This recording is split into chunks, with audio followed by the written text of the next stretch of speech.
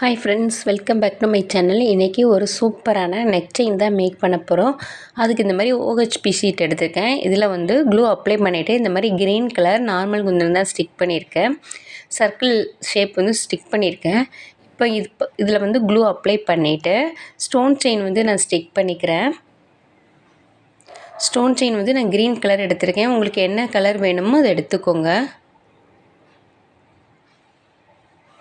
இந்த மாதிரி ஸ்டோன் செயினை நல்லா ஸ்டிக் பண்ணிவிட்டு எக்ஸஸாக உள்ளதை சிசர் வச்சு நான் கட் பண்ணிடுறேன். இது கரெக்டாக இருக்கிற மாதிரி, கரெக்டாக சர்க்கிள் ஷேப்பில் இருக்கிற மாதிரி அட்ஜஸ்ட் பண்ணி விடணும்.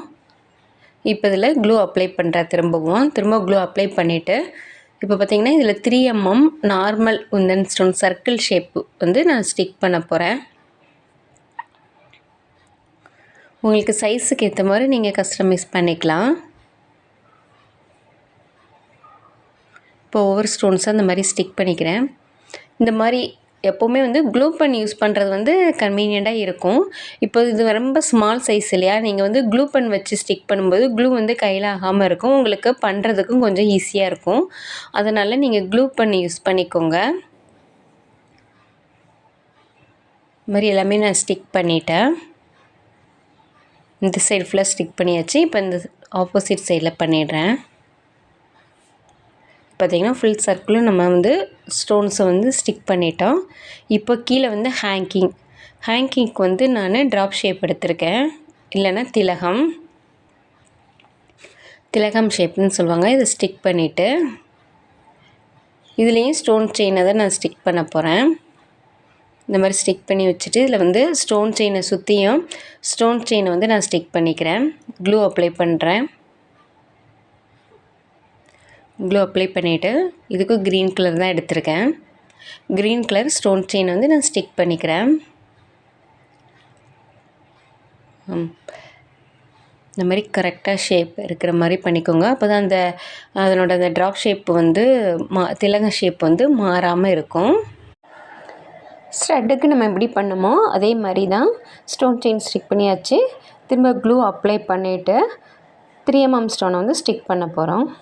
வீடியோவை ஸ்கிப் பண்ணாமல் பார்த்தீங்கன்னா தான் கடைசி வரைக்கும் நான் என்ன பண்ணுறேன்னு உங்களுக்கு தெரியும். அப்போ தான் அவுட்புட் வந்து கரெக்டாக உங்களுக்கு தெரியும்.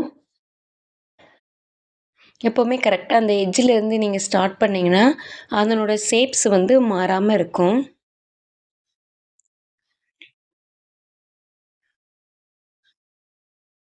ஒவ்வொரு ஸ்டோன்ஸாக இந்த மாதிரி நான் ஸ்டிக் பண்ணிட்டு வரேன். மேலேருந்து கீழே இந்த மாதிரி வச்சுட்டு நீங்கள் ஸ்டிக் பண்ணும்போது கரெக்டாக இருக்கும். ஏன்னா அந்த எட்ஜில் வந்து கொஞ்சம் அந்த எட்ஜு வந்து ஷார்ப்பாக இருந்தால் தான் இதனோட ஷேப் வந்து கரெக்டாக வரும். இல்லைன்னா ஓவல் ஷேப் மாதிரி சேஞ்ச் ஆகிடும். எல்லா ஸ்டோன்ஸுமே கரெக்டாக இருக்கிற மாதிரி அட்ஜஸ்ட் பண்ணி விட்டுறேன். ஓகே, அட்ஜஸ்ட் பண்ணி விட்டாச்சு. இப்போ வந்து நல்லா ட்ரையாக வச்சிடலாம்.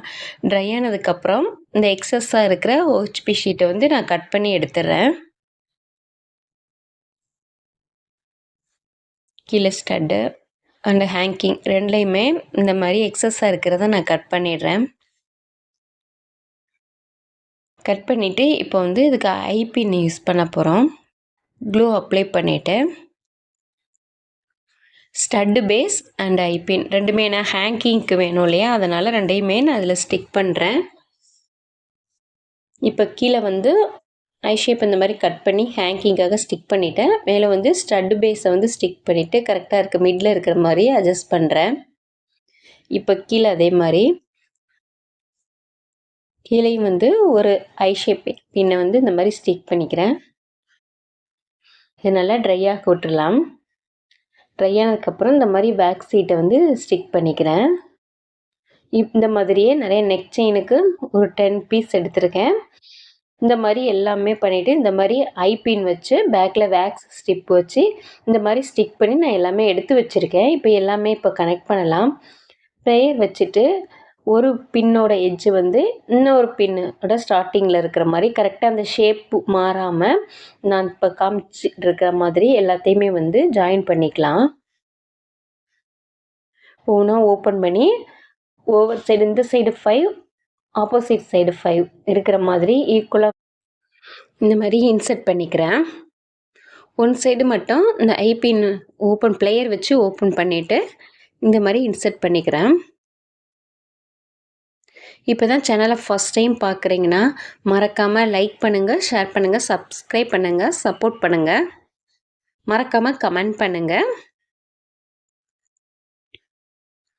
இது பார்த்தீங்கன்னா ஃபுல்லாக ஃபினிஷ் பண்ணதுக்கப்புறம் பாருங்கள், கடைசி வரைக்கும் வீடியோ ஸ்கிப் பண்ணாமல் பாருங்கள், ரொம்ப அழகாக இருக்கும். நீங்கள் என்ன கலர்லனாலும் இது மேக் பண்ணிக்கலாம். இது மாதிரி இது பண்ணும்போது நல்லா டைட் பண்ணிக்கணும், இல்லைனா திரும்ப உருவி வர சான்ஸ் இருக்குது. அதனால் இந்த பின்னை ஓப்பன் பண்ணிவிட்டு திரும்ப நல்லா டைட் பண்ணிக்கணும். இப்போ வந்து பெண்டன்ட்டும் இதே மாதிரி தான் நான் ரெடி பண்ணி வச்சுருக்கேன், சேம் தான்.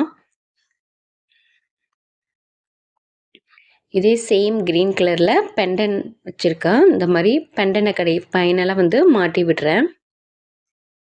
இப்போ வந்து இது ட்விஸ்ட்டாக இருக்குது, கரெக்டாக ஸ்ட்ரைட்டாக எடுத்து விடுறேன். எல்லாத்துலேயுமே கண்டிப்பாக பின்னாடி வந்து வேக்ஸ் ஸ்ட்ரிப் வந்து ஸ்டிக் பண்ணணும்.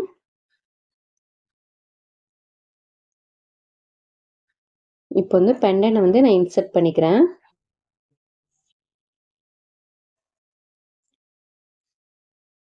பெண்டனுக்கு வந்து ஒரு ஹேங்கிங் வேணும், அதனால் ஒரு க்ரீன் கலர் பீட்ஸ் எடுத்து இந்த மாதிரி அதுக்கு ஹேங்கிங்க்கும் நான் ரெடி பண்ணிடுறேன். ஹேங்கிங் ரெடி பண்ணிவிட்டு இந்த மாதிரி நான் இதில் இன்சர்ட் பண்ணுறேன். இன்சர்ட் பண்ணிவிட்டு பிளேயர் வச்சு நல்லா டைட் பண்ணி விடுறேன்.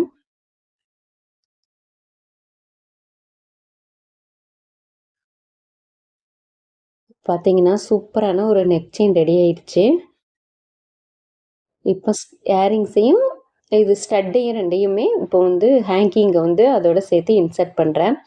ஐபின் இதை மாதிரி தான் நம்ம ஸ்டிக் பண்ணோம் இல்லையா, அந்த ஐபினை ஓப்பன் பண்ணிவிட்டு இந்த மாதிரி டைட் பண்ணி விடுறேன். பார்த்தீங்கன்னா நமக்கு சூப்பரான இதுக்கு மேட்சாக இயரிங்ஸ் ரெடி ஆகிடுச்சு.